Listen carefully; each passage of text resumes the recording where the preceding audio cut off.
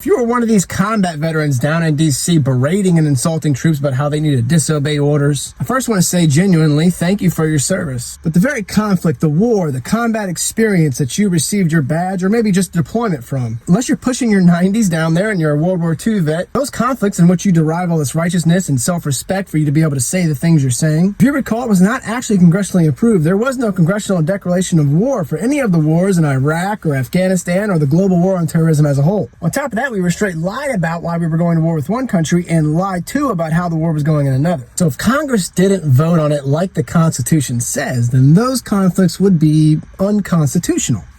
In that case, the very foundation of the very thing you believe that gives you the right to so harshly judge these soldiers was in itself unconstitutional, illegal. I doubt you're walking around screaming to soldiers about how you're a combat veteran because you denied those orders to fight, you denied those awards, you threw away that combat action or combat infantry badge. I highly doubt that, and so it would seem that the very thing that you're judging them on, fellow veterans also following controversial orders, ones in which required them to stand around a street corner, unlike the ones you didn't disregard, which prompted an armed invasion of sovereign soil, in which many millions, including civilians, died. I guess the term that comes to mind is hypocrisy.